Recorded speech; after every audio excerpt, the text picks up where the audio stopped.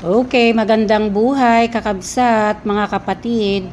So, pwede na po tayong mag-apply sa CHED Scholarship ng ating mga anak. So, halimbawang meron kayong mga anak na graduate ng grade 12, ay pwede ninyong subukan ito. So, ano-ano nga ba ang mga requirements? Unang-una, ang ating citizenship. Siyempre, kailangan na tayo ay Filipino citizen. At syempre, meron tayong true copy ng ating birth certificate. Yun ang unang-una na ihahanda natin. Pangalawa ay ang Form 138 ng anak natin o ang tinatawag na card. Okay, high school report card. So, dapat yung card nila ay duly certified true copy of grades for grade 11 and first semester of grade 12 for graduating. Pero kung graduate na, ay syempre yung buong card na po.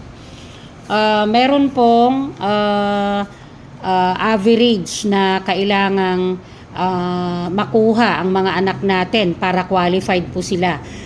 Para sa full merit program, ito ay yung makukuha mo yung buong 120,000 for the full school year or yung first semester and second semester. 96% dapat. Ano ang 96%? With highest. With high honors. Okay, and then 93 to 95 naman para sa half merit program or half scholarship, which is equivalent to 60,000. And pag 93 with honor and 95 with high honor. Okay? Pipili, ito yung mga pwedeng mag-avail, yung mga underprivileged po.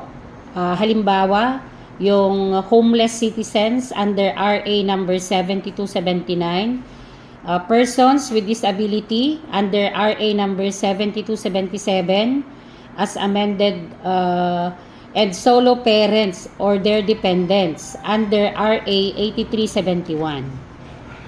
So magsasubmit din po kayo ng ID ninyo na talagang kabilang kayo sa mga grupo ng mamamayang Pilipino na ganito. And isang scholarship lang na pinopondohan ng gobyerno ang pwede nyong ma-avail. So pag halimbawang meron na kayong iba pang scholarship na pinopondohan din ng gobyerno, hindi na po kayo pwedeng mag-avail dito. Okay?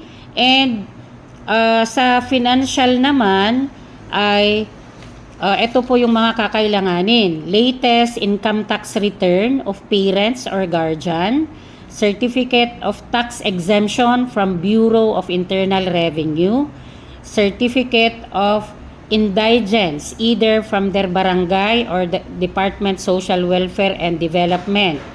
So, case study report from DSWD or latest copy of contract or proof of income may be considered for children of OFW workers and seafarers. Okay? So, napakaganda po ng programang ito ng CHED at ng ating gobyerno. Napakalaking tulong po kung maa-avail ninyo yung full scholarship, which is equivalent to 120,000, and yung kalahati naman which is 60,000. Napakalaking tulong na po yun. So, meron pong mga kurso na pagpipilian lamang kung ang anak ninyo ay makakakuha ng scholarship na ito. And wag din nating kakalimutan hanggang July 15 na lang po. July 15 na lang po ang application. Kaya bilisan po natin. Tara na at nang makapag-apply na.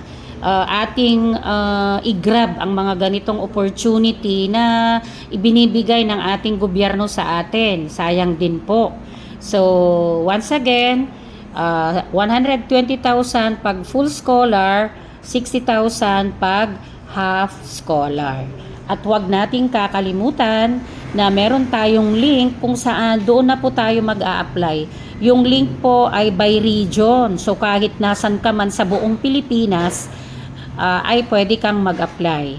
And, syempre, ating babalikan, kung gustong maka-avail ng 120,000, dapat 96% ang general weighted average ng ating anak.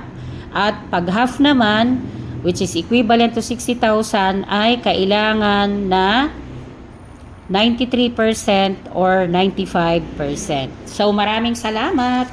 Sana ay makatulong ang video na ito sa ating lahat.